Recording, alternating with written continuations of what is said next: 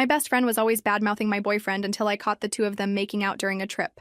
My name is Riley, and I need to tell you this story because maybe it will save another woman from making the same mistakes I did. 3 years ago, I was that girl who believed in the goodness of people, who thought that if you just tried hard enough, everyone could get along. I was naive, trusting, and completely blind to the signs that were right in front of me. I had been with Marcus for 8 months when I decided that my best friend Zoe absolutely had to love him as much as I did. It seemed so simple in my mind. If they just spent more time together, she would see what an amazing person he was and stop making those little comments about how he wasn't good enough for me. So I started inviting her over constantly. Every Friday night became dinner at my apartment with the three of us. I would spend hours planning the perfect meals, setting the table with candles, choosing music that would create just the right atmosphere. I genuinely believed I was building something beautiful, bringing together the two most important people in my life. "Come on, Zoe," I would say, practically begging her to join us. "Just give him a chance. You'll see how funny he is once you really get to know him." She would always agree with this reluctant sigh, like she was doing me a huge favor. "Fine, but don't expect me to pretend I think he's perfect," she'd say, rolling her eyes. During these dinners, I would watch them like a hopeful matchmaker, jumping in whenever the conversation got tense, laughing a little too loudly at Marcus's jokes, desperately trying to show Zoe how wonderful he was. When they would sit in awkward silence, I convinced myself it was progress. At least they weren't arguing, right? I remember one particular evening when I had made Marcus's favorite pasta dish and spent the afternoon cleaning my apartment until it sparkled. Zoe arrived late, as usual, complaining about traffic while barely acknowledging Marcus. Throughout dinner, I kept steering the conversation toward topics I knew they both enjoyed: books, movies, travel dreams. "Marcus just read this amazing thriller," I said brightly. "The same author you love." "Zoe, tell her about it, babe." But instead of the connection I hoped for, Zoe just nodded politely and changed the subject. I didn't give up, though. After dinner, when I went to the kitchen to get dessert, I lingered a few extra minutes, hoping they would bond in my absence. When I returned, they were sitting quietly on opposite ends of the couch, both looking at their phones. "Everything okay?" I asked, setting down the chocolate cake I had spent 2 hours making. "Perfect," Zoe said with that smile I thought meant she was finally warming up to him. What I didn't know then was that those moments when I left them alone, to answer the door, use the bathroom, take a phone call, were when everything was really happening. While I was orchestrating what I thought was the beginning of a beautiful friendship, I was actually creating the perfect opportunity for my own destruction. Looking back now, I can see how incredibly stupid I was. But at the time, I was just a girl in love who wanted her best friend to be happy for her. I had no idea that I was inviting a predator into my relationship, giving her unlimited access to study my boyfriend, learn his habits, and plan her attack.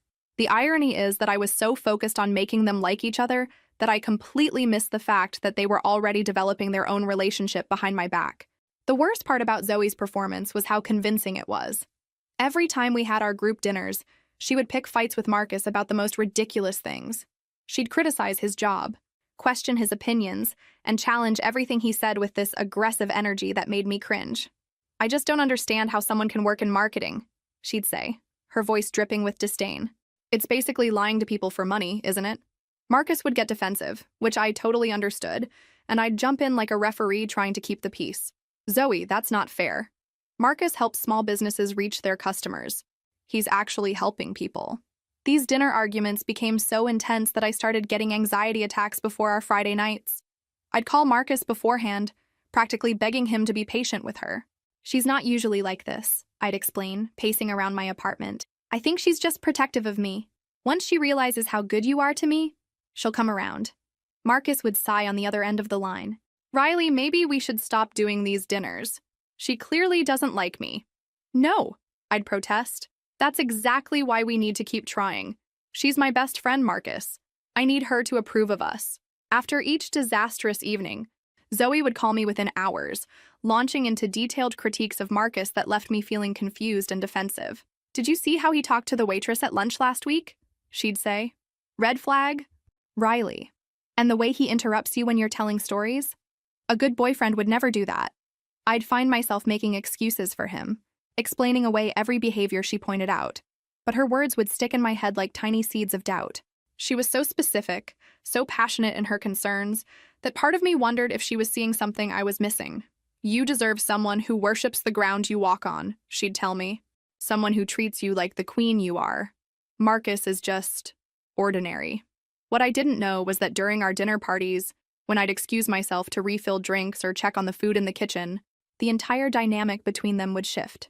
The hostility would melt away, replaced by something completely different. They'd lean closer together, their voices would drop to whispers, and suddenly they weren't enemies anymore. I discovered this months later when my neighbor mentioned seeing them talking intimately on my balcony during one of our dinners while I was inside washing dishes. At the time when she told me, I actually felt happy about it. See? They were probably bonding, I had said excitedly. I knew if they just spent more time together, they'd realize they have things in common. Looking back, I want to shake that naive version of myself. The signs were everywhere, but I was so determined to create harmony that I ignored every red flag. When Zoe started asking specific questions about Marcus's schedule, I thought she was trying to be a better friend by taking interest in my relationship. When does he usually go to the gym? She'd ask casually. What time does he get home from work? Does he ever go to that coffee shop on 5th Street? I'd answer everything eagerly, thinking I was helping her understand his routine so she could see what a stable, reliable guy he was. I even gave her details about his favorite restaurants, his weekend habits, the places he liked to hang out with his friends. I was basically giving her a roadmap to my boyfriend's life, and I was too blind to see it. The signs started becoming impossible to ignore about 2 months into our regular dinner routine, but I was so invested in my fantasy of perfect harmony that I explained away every single one. Zoe began mentioning things about Marcus that she shouldn't have known. During one of her usual criticism sessions, she said, "And did you notice he has that tiny scar above his left eyebrow? It makes him look kind of rough, like he's been in fights." I paused, confused. How do you even know about that scar? You'd have to be sitting pretty close to him to notice something that small. I'm observant, she said quickly. I notice everything about people I don't trust. Another time she mentioned that Marcus probably spent too much money on expensive coffee. I bet he's one of those guys who goes to that fancy place downtown and orders complicated drinks, she said with disgust. The thing is, Marcus did have a complicated coffee order, and he did go to an expensive place downtown. But I had never mentioned that to anyone. It was one of those little details you only know about someone when you spend real time with them. When I pointed this out, Zoe laughed it off. Riley, it's obvious just by looking at him. He has that whole pretentious coffee snob vibe. But the weirdest part was how Marcus started defending her. After months of tension, he suddenly began making excuses for her behavior. Maybe Zoe has a point about some things, he said one night after a particularly brutal dinner where she had criticized everything from his shirt to his opinions about movies. She's looking out for you. I can respect that. I was shocked. Are you serious? She was horrible to you tonight. She's passionate, he said with a shrug. I kind of admire how much she cares about your happiness. This was the same man who used to complain about her attitude, who would text me frustrated messages after our group dinners. Now he was defending her? I should have realized something was very wrong, but instead, I felt relieved. Finally, they were starting to understand each other. The most obvious sign came during a dinner at my apartment when I stepped outside to take an important work call. The conversation was urgent and lasted about 15 minutes. When I came back inside, both Zoe and Marcus seemed flustered. Zoe's hair looked slightly messed up, and Marcus was adjusting his shirt. "Everything okay?" I asked, noticing the weird energy in the room. "Fine," they said almost simultaneously, not making eye contact with me or each other. "We were just talking about that new restaurant downtown," Zoe added quickly. Marcus was telling me about their menu, but neither of them had ever shown interest in discussing restaurants together before. They usually couldn't agree on anything, let alone have a calm conversation about food. I started paying closer attention after that, and I noticed more strange moments. How they would stop talking abruptly when I entered a room. How Zoe would know details about Marcus's work projects that I hadn't shared with her. How Marcus would bring up topics that only Zoe and I had discussed privately. The final piece of evidence came when I found a receipt in Marcus's jacket pocket for a restaurant we had never been to together. When I asked him about it, he said he had gone there for a work lunch. But later that same day, Zoe mentioned that she had tried that exact restaurant recently and hated it. Two people who supposedly couldn't stand each other had somehow both ended up at the same obscure restaurant within days of each other. The coincidence felt impossible. By spring, I was feeling like our relationship needed a fresh start. The constant tension between Marcus and Zoe during our dinners was exhausting me, and I thought maybe a change of scenery would help everyone relax and finally connect properly. What do you think about taking a trip? I asked Marcus one Sunday morning while we were having coffee in bed. Somewhere we can just unwind and enjoy each other's company without all the distractions of home? His eyes lit up immediately. That sounds perfect. Where were you thinking? I had been researching beach destinations for weeks, dreaming of romantic walks on the sand and quiet dinners watching sunsets. Maybe that coastal town you mentioned wanting to visit? The one with the lighthouse and the seafood restaurants? Oceanside Bay, he said, looking surprised. How did you remember that? I think I only mentioned it once. Before I could answer, my phone rang. It was Zoe, and when I told her about our trip plans, her response caught me completely off guard. Oh my God, that sounds amazing. I actually really need a vacation right now. Work has been absolutely killing me, she said, and I could hear genuine excitement in her voice for the first time in months. I hesitated. The whole point was to get some alone time with Marcus, away from the constant drama of our group dynamics. But then I thought about how stressed she had seemed lately, and how maybe this could be the breakthrough moment I'd been hoping for. Would you want to come with us? I heard myself asking, immediately regretting it but unable to take it back. Really? You wouldn't mind? I know it's your romantic getaway. No, it could be fun, I lied, already imagining the arguments and tension that would follow us to the beach. Maybe we could rent one of those big beach houses with separate bedrooms. When I told Marcus about Zoe joining us, I expected him to be disappointed or frustrated. Instead, he just nodded and said, "Sure, if that's what you want. It might actually be nice to have someone else to hang out with." That response should have sent alarm bells ringing in my head, but I was too focused on my fantasy of finally achieving peace between them. Zoe threw herself into the trip planning with an enthusiasm I hadn't seen from her in years. She researched restaurants, found the perfect beach house rental, and even suggested activities that she claimed Marcus would enjoy. "There's this great hiking trail that leads to a hidden cove," she told me, showing me photos on her phone. "Marcus mentioned loving photography, right? This would be perfect for him." I don't remember ever telling her that Marcus was into photography, but I pushed the thought aside. Maybe he had mentioned it during one of our dinners. She also seemed to know exactly which restaurants he would prefer, which beaches had the best surfing conditions, and even which local brewery served the kind of craft beer he liked. Her knowledge was suspiciously detailed for someone who supposedly couldn't stand him. "How do you know all this stuff about what Marcus likes?" I asked her while we were booking activities online. "I pay attention," she said with a shrug. "Know your enemy, right?" But she didn't say it with her usual bitter tone. There was something playful, almost affectionate in her voice that I had never heard before when she talked about him. The week before we left, I noticed both of them acting strangely excited about the trip. Marcus started working out more frequently, saying he wanted to look good in his swim trunks. Zoe went shopping for new bikinis and spent more money on vacation clothes than I had ever seen her spend on anything. "I want to look amazing on this trip," she told me, while trying on a particularly revealing swimsuit. "Sometimes a girl just needs to feel sexy, you know?" I should have wondered why she cared about looking sexy on a trip where the only people who would see her were me and a boyfriend she claimed to hate. But instead, I was just happy that everyone seemed genuinely excited about our vacation together. The beach house was perfect, exactly what I had dreamed of for a romantic getaway. 3 bedrooms, a wraparound deck overlooking the ocean, and a kitchen that opened onto a living area with floor-to-ceiling windows. For the first 2 days, everything seemed to be going exactly as I had hoped. Marcus and Zoe weren't fighting. In fact, they were getting along better than they ever had at home. They laughed at each other's jokes, agreed on restaurant choices, and even collaborated on making breakfast without a single argument. I felt vindicated. This trip was exactly what we all needed. On our 3rd day, I decided to surprise Marcus with a gift from one of the local art galleries we had passed. He had admired a photograph of the lighthouse, and I wanted to buy it for him as a memento of our first vacation together. "I'm going to run into town for a little while," I announced after lunch. "There's something I want to pick up." "Want company?" Zoe offered, but she was lying on the deck in her new bikini, looking perfectly content to stay exactly where she was. "No, enjoy the sun. I'll be back in an hour or so."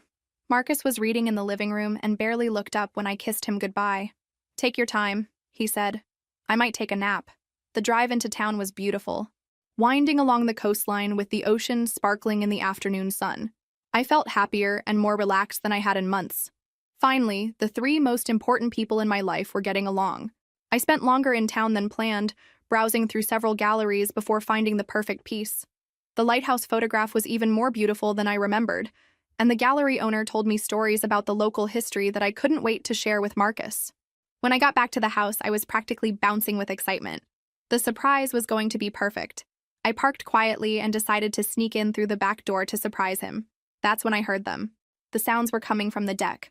Soft moaning, whispered words I couldn't quite make out, and then Zoe's voice saying Marcus's name in a way that made my blood run cold.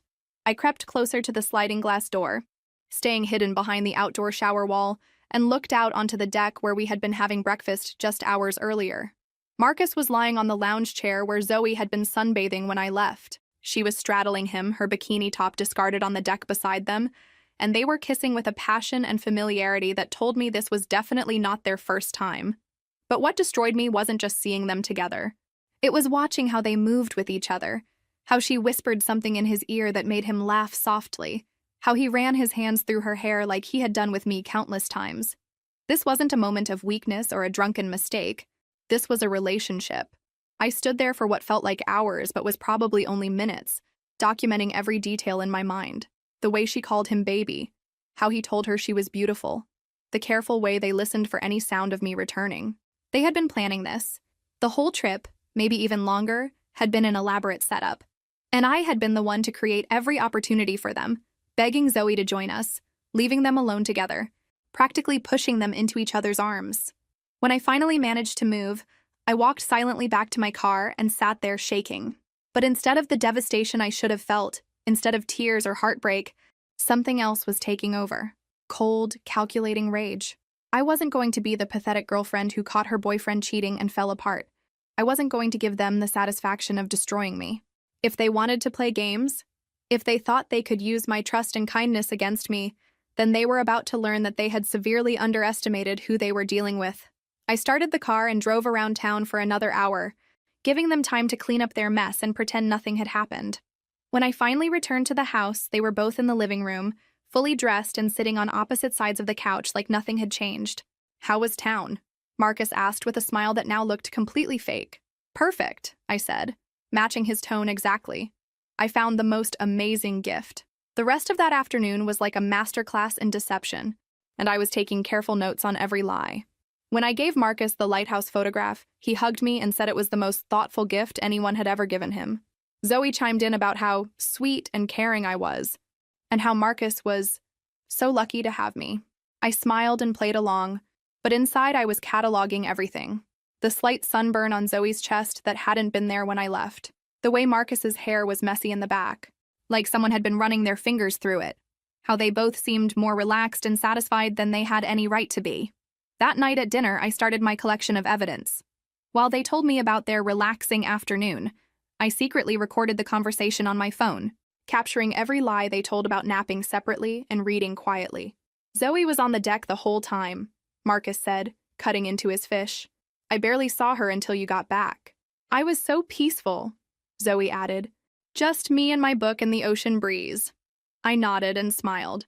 "That sounds perfect. I'm so glad you both got to unwind." But I was already planning my next move. Over the following days, I became a detective in my own relationship.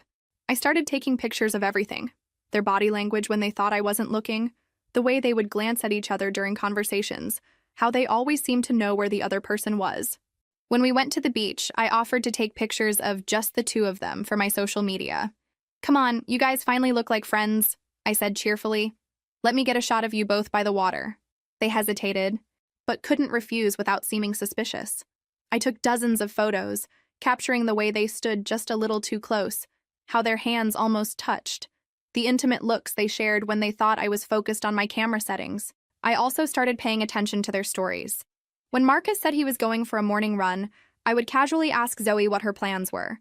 Inevitably, she would mention needing to take a walk or get some fresh air around the same time. They thought they were being clever with their scheduling, but they were actually creating a perfect timeline of their deception. On our last night, I suggested we all go out for drinks to celebrate our amazing vacation. At the beachside bar, I bought round after round, encouraging them both to drink more than usual. Alcohol makes people careless, and I was counting on that. Sure enough, as the night went on, they became more comfortable with each other. Zoe laughed too loudly at Marcus's jokes. Marcus complimented her dress in a way that was definitely not appropriate. When Zoe went to the bathroom, Marcus watched her walk away with an expression that had nothing to do with friendship. I excused myself and followed her to the restroom, where I heard her on the phone with someone. "I know it's complicated, but it feels so right," she was saying. "I think I'm falling for him. and I'm pretty sure he feels the same way. When she came out of the stall and saw me, her face went white. "Who were you talking to?" I asked innocently. "My sister," she said quickly. "Just family drama." But I had recorded the entire conversation. Back home, I continued building my case. I started paying attention to their social media activity, screenshotting likes and comments that seemed too friendly. I noticed that they were often online at the same times, especially late at night when I was asleep. I also began testing them with small lies to see how they would react. I would tell Marcus that Zoe had said something she hadn't, or tell Zoe that Marcus had plans he didn't actually have. Their responses told me everything I needed to know about how much communication was happening behind my back. The most damning evidence came when I found a receipt in Marcus's jacket for a hotel room in our hometown on a day when he claimed to be working late, and Zoe said she was visiting her family. The dates matched perfectly. By the time I was ready to make my move, I had photos, recordings, receipts, screenshots, and a detailed timeline of their betrayal. I had enough evidence to destroy them both, and I was just getting started. Planning my revenge took 3 weeks of careful preparation, and every detail had to be perfect.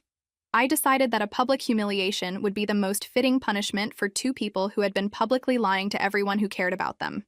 My birthday was coming up in a month, which gave me the perfect cover story.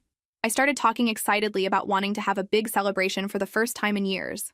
"I want to invite everyone," I told Marcus over dinner. "All our friends, both families, people from work. I feel like turning 26 should be special." Marcus seemed genuinely happy about the idea. "That sounds amazing, babe. You deserve a party." When I mentioned it to Zoe, she was equally enthusiastic. "I'll help you plan everything. We can make it the party of the year." The irony of them helping me plan their own destruction was almost too perfect. I rented the community center downtown, the same place where Zoe's parents had held her graduation party, and where Marcus's company had their annual holiday celebrations. Everyone would feel comfortable and familiar there, which would make the reveal even more shocking. I told everyone it was going to be a surprise party, for me. I asked Marcus to bring me to the venue at 7, claiming I thought we were just going for a quiet dinner. I told all the guests to arrive by 6:30 to surprise me when I walked in. But the real surprise was going to be mine to give. I spent weeks creating a digital presentation disguised as a birthday slideshow. A celebration of friendship and love, I called it when I asked people to send me their favorite photos of us together. The first half was genuinely sweet. Pictures of Marcus and me on dates, photos of Zoe and me from college, group shots from parties and vacations. But then came the second half. I had organized all my evidence chronologically, starting with screenshots of their social media interactions that were too flirty for enemies, moving through photos from our beach trip where they stood too close, and ending with the recordings of their lies, the hotel receipt, and finally, a crystal-clear photo I had taken of them kissing in Marcus's car outside my apartment building the week before. The final slide was a simple message. Some people mistake kindness for stupidity. Tonight, you learn the difference. I also prepared a speech. I practiced it dozens of times until I could deliver it calmly and confidently, without a hint of the rage that was burning inside me. The night of the party, I dressed in the most beautiful dress I owned, a red number that made me look confident and powerful.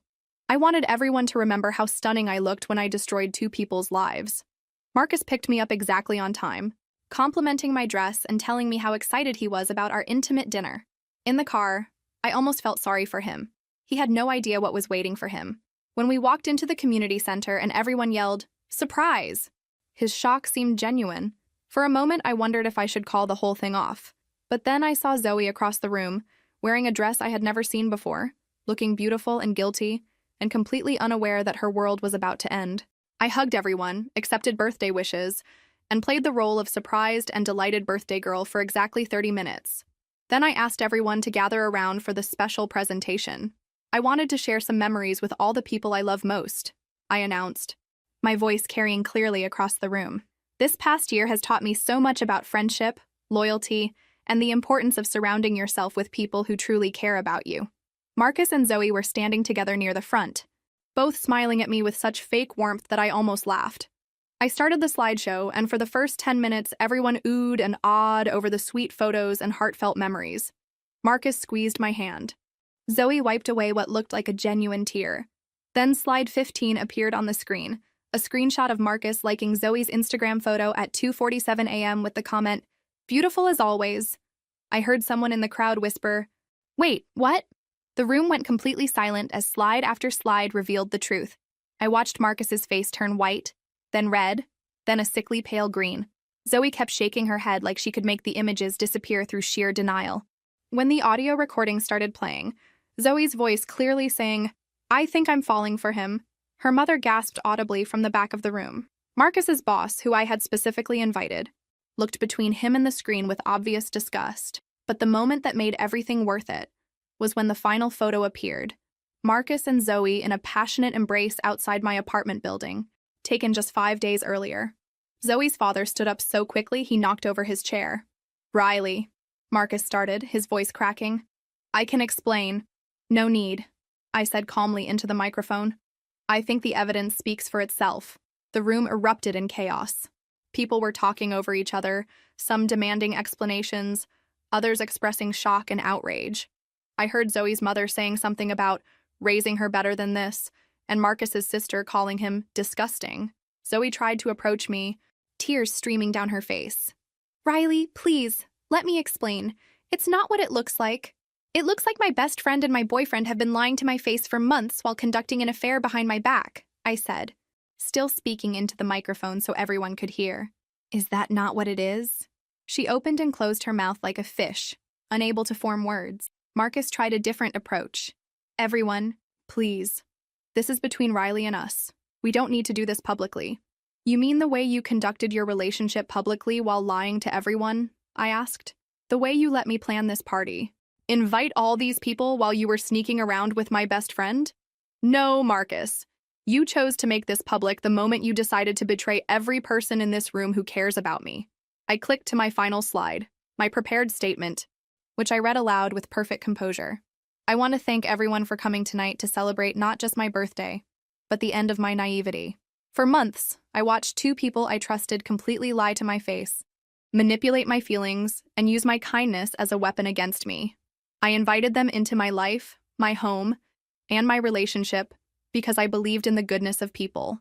Tonight, we all learned that some people don't deserve that trust. The aftermath was swift and devastating. Marcus tried to follow me outside, but my brother Jake physically blocked his path. "You need to leave," Jake told him. "Now." Zoe's family left immediately, her father refusing to even look at her. Several mutual friends approached me to apologize and express their disgust at what they had witnessed. Marcus's boss shook his head and walked out without saying goodbye to him. Within 2 hours, videos of the slideshow were circulating on social media. By the next morning, everyone in our social circle knew exactly what had happened. The photos I had shown were being shared and discussed everywhere. Marcus lost 3 major clients that week when word spread about his character. His company, which prided itself on family values, transferred him to their smallest branch office in a different state. Zoe was asked to leave her book club. Her yoga studio became uncomfortable for her, and several mutual friends blocked her on all social media. But the best part was watching them try to make their relationship work under the weight of their guilt and the public shame. Within a month, they were fighting constantly. Marcus blamed Zoe for seducing him, while she accused him of using her to cheat. The foundation of lies that had brought them together couldn't support an actual relationship. They lasted exactly 6 weeks after my party before Marcus moved away, and Zoe was left alone, with her reputation destroyed and no one left to blame but herself. I, on the other hand, had never felt more powerful or free in my entire life. The weeks following my party were like emerging from a fog I hadn't even realized I was living in. Suddenly, people were reaching out to me with stories I had never heard before. "I never liked Zoe," my coworker Amanda told me over coffee. "She always seemed fake when you brought her to office parties. The way she would compliment your outfit and then roll her eyes when you weren't looking." My college roommate called me from across the country. "Remember when Zoe accidentally told that guy you liked that you were dating someone else? I always suspected she did it on purpose." Even my neighbor, Mrs. Chen, stopped me in the hallway to share her observations. "I saw that girl leaving your boyfriend's car several times when you weren't home," she said. "I thought about telling you, but I didn't want to cause trouble if I was wrong." Everyone had seen signs that I had missed or ignored. But instead of feeling embarrassed about my blindness, I felt validated. I wasn't crazy or paranoid. I had been systematically manipulated by 2 people who were experts at deception. The support was overwhelming. Friends I hadn't talked to in years reached out to tell me how proud they were of how I handled the situation. My family was initially shocked by the public nature of my revenge, but my mom eventually admitted it was brilliantly executed. "I raised you to be kind," she said, "but I also raised you to be strong." Sometimes you have to show people that kindness isn't weakness. More importantly, I started recognizing patterns I had never noticed before. How Zoe always had to be the center of attention, even at events that weren't about her. How she would subtly undermine my confidence by making backhanded compliments. How she collected information about everyone's relationships and used it as social currency. I realized that Marcus had probably been chosen specifically because Zoe knew how much he meant to me. It wasn't about love or attraction. It was about power and the thrill of taking something that belonged to someone else. With this new clarity, I began rebuilding my life with intention. I enrolled in a photography class, something I had always wanted to try but never made time for. I started going to the gym, not to look better for anyone else, but because I enjoyed feeling strong. I also became much more selective about who I let into my inner circle. When new people tried to befriend me, I paid attention to how they talked about others, whether they respected boundaries, and if their actions matched their words. The most surprising change was how attractive confidence made me to other people. Men approached me more often, but more importantly, the quality of people I attracted improved dramatically. I was no longer drawing in users and manipulators because I was no longer broadcasting vulnerability and naive trust. 3 months after the party, I met David at my photography class. He was quiet, genuine, and had no idea about my recent drama until I chose to tell him weeks later. When I finally shared the story, his response was perfect. Good for you. People like that count on their victims staying silent. I never heard from Marcus again after he moved away, but Zoe tried several times to reconnect. She sent long emails apologizing and explaining how confused she had been. She claimed she had been going through a difficult time and made terrible choices. She even suggested we could work through it and rebuild our friendship. I deleted every message without responding. She had shown me exactly who she was, and I believed her the first time. 6 months after my birthday party, I barely recognized the person I had become, and I loved every inch of her. The naive girl who used to bend over backward trying to make everyone happy was gone, replaced by someone who knew her worth and wasn't afraid to protect it. I had thrown myself into every aspect of self-improvement with the same strategic thinking I had used for my revenge. I joined a professional development group at work and started speaking up in meetings instead of staying quietly in the background. My boss noticed immediately and offered me a promotion that came with a significant salary increase. With my new income, I moved out of the apartment where so many betrayals had taken place and found a beautiful one-bedroom downtown with floor-to-ceiling windows and a view of the city skyline. Decorating it became an act of self-love. Every piece was chosen because I loved it, not because it might impress someone else. My relationship with David was growing stronger every day, built on a foundation of honesty that I had never experienced before. He knew about my past, respected my boundaries, and never made me feel like I needed to apologize for being cautious. When I told him I wanted to take things slowly, he said, "I'm not going anywhere. We have all the time in the world." But the most satisfying change was how I handled new people who tried to enter my life with questionable intentions. My experience with Zoe had given me a sixth sense for manipulation, and I wasn't afraid to use it. When a new coworker started asking suspiciously detailed questions about my relationship with David, I shut it down immediately. "That's pretty personal," I said with a smile that didn't reach my eyes. "I prefer to keep my private life private." When an old acquaintance from college reached out on social media, claiming she wanted to reconnect, but immediately started fishing for information about my income and living situation, I politely declined her invitation to meet up. I had learned that protecting yourself isn't mean or paranoid. It's necessary and smart. The best part was discovering talents and interests I had never explored because I had been so focused on managing other people's emotions. Photography turned out to be a genuine passion, and my instructor encouraged me to enter a local competition. When I won second place, the confidence boost was incredible. I also started writing in a journal, documenting not just my daily life, but also my observations about people and relationships. The clarity that came from putting my thoughts on paper was addictive, and I began to understand myself in ways I never had before. My social circle had naturally evolved to include people who appreciated authenticity and directness. These new friends respected my boundaries, celebrated my successes without jealousy, and never made me feel like I needed to dim my light to make them comfortable. When David asked me to move in with him after 8 months of dating, I said yes without hesitation. But I also kept my apartment for another 6 months just to be sure. Trust, I had learned, should be earned slowly and proven consistently. The old me would have been embarrassed by my caution, worried about seeming paranoid or damaged. The new me understood that healthy skepticism was a form of self-respect, and anyone who had a problem with my boundaries wasn't someone I needed in my life anyway. 1 year after my party, I was having lunch with my sister when she casually mentioned running into Zoe at the grocery store.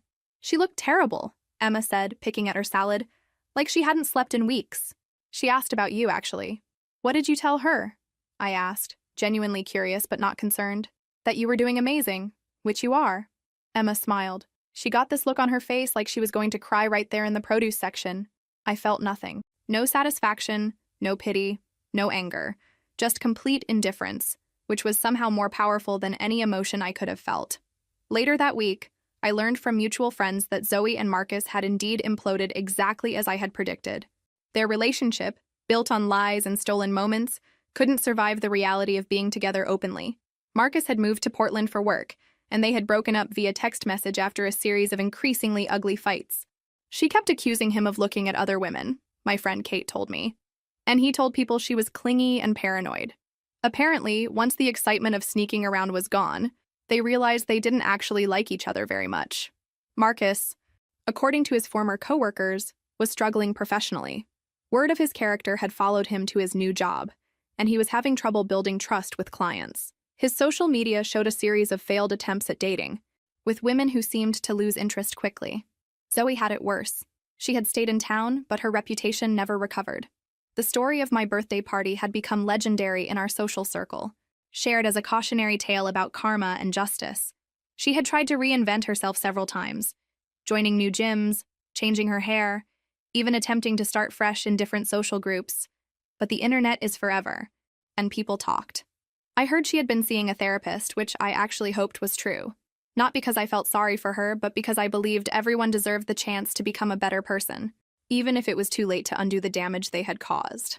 The most satisfying update came from an unexpected source. Marcus's sister, who I had always liked, reached out to me through social media. "I want you to know that our whole family was disgusted by what Marcus did," she wrote. "My parents stopped speaking to him for months, and he's been basically exiled from family gatherings. What you did at that party was brave, and I'm glad someone finally held him accountable for his actions." She also told me that Marcus had tried to reach out to me several times through mutual friends, claiming he wanted to apologize and make things right. She had told him to leave me alone. "Some things can't be fixed with an apology," she said. "He made his choices, and now he has to live with the consequences." But the best part of my new life wasn't their downfall. It was my own rise. David and I had been living together for 6 months, and our relationship was everything I had never known I deserved. He was supportive without being controlling, loving without being possessive, and honest without being cruel. When I told him about my photography competition win, he surprised me with a professional camera and a weekend trip to the mountains to practice landscape photography. When I mentioned wanting to take a creative writing class, he helped me research programs and encouraged me to pursue it. "You light up when you talk about your passions," he told me. "I love seeing you excited about life." I had also started mentoring younger women at work, sharing what I had learned about recognizing manipulation and trusting their instincts. Several of them had thanked me for helping them navigate difficult situations with friends and romantic partners. My revenge had been perfect, but my recovery was even better. So here we are, 2 years later, and I need to tell you exactly how everyone in this story ended up, because I think it matters. I think other women need to hear this. Marcus never recovered professionally or personally. He's still in Portland, working for a small marketing firm that doesn't know his history, but he's never regained the confidence he once had. His dating life is a series of short-term relationships that end when women sense something off about him. He developed a reputation for being paranoid and jealous, constantly worried that he's being betrayed the way he betrayed others. Karma, it turns out, has a perfect sense of irony. Last I heard, he was in therapy for trust issues. The man who destroyed trust is now incapable of trusting anyone else. Zoe's story is more complex but equally satisfying. She eventually left town, moving back in with her parents in another state. The social isolation broke her in ways I don't think she expected. She lost not just me and Marcus, but the entire social network she had spent years building. Her Instagram, once full of group photos and social events, became a sad collection of selfies and inspirational quotes about starting over. She tried to rebrand herself as a wellness influencer, posting about healing and growth, but everyone who knew her real story could see through the performance. She currently works at her father's insurance office and lives alone in a studio apartment. The last time someone mentioned her to me, they said she seemed smaller somehow, like she had lost something essential about herself. My family thrived. My parents, who had always worried I was too trusting, were proud of how I handled the situation. My brother Jake became fiercely protective and started paying closer attention to the people his own girlfriend brought around. My sister Emma used my story as a teaching moment with her teenage daughter about choosing friends wisely. David and I got engaged last month. When he proposed, he said something that showed me he truly understood who I had become. I fell in love with your strength first, your kindness second. I know you can take care of yourself, which makes me want to take care of you even more. We're planning a small wedding with only people who have proven themselves trustworthy over time. But most importantly, I need to tell you about the woman I became. I'm not the same person who started this story, desperately trying to force harmony between people who were actively working against me. I'm someone who trusts her instincts, protects her energy, and refuses to be anyone's victim. I'm someone who understands that real friendship and love don't require you to diminish yourself or ignore red flags. Women, listen to me carefully. I was the girl who believed that being kind meant being naive, that trusting people completely was virtuous, that giving everyone the benefit of the doubt made me a good person. I learned the hard way that some people view kindness as weakness and trust as opportunity. They study our patterns, exploit our loyalty, and use our own love against us. The signs are always there. When someone consistently criticizes the people you love while positioning themselves as your protector. When they ask too many detailed questions about your relationships. When they know things they shouldn't know. When your gut tells you something is wrong, even if you can't explain why. Trust that feeling. And if you discover you've been betrayed, don't just be a victim. Be strategic. Document everything. Plan carefully. Make sure the consequences match the crime. Not because revenge is always the answer, but because some people only learn when they face real accountability for their actions. The most important thing I learned is that protecting yourself isn't mean or suspicious. It's necessary. The right people will respect your boundaries and earn your trust slowly. The wrong people will complain that you're being difficult or paranoid. That's how you know the difference. I'm not sorry for what I did to Marcus and Zoe. They made calculated decisions to hurt me, and they faced calculated consequences. The only thing I regret is not trusting myself sooner, not seeing the signs that were right in front of me. But that girl who ignored red flags and made excuses for people who didn't deserve them, she served her purpose. She taught me exactly who I never want to be again. And sometimes, that's the most valuable lesson of all.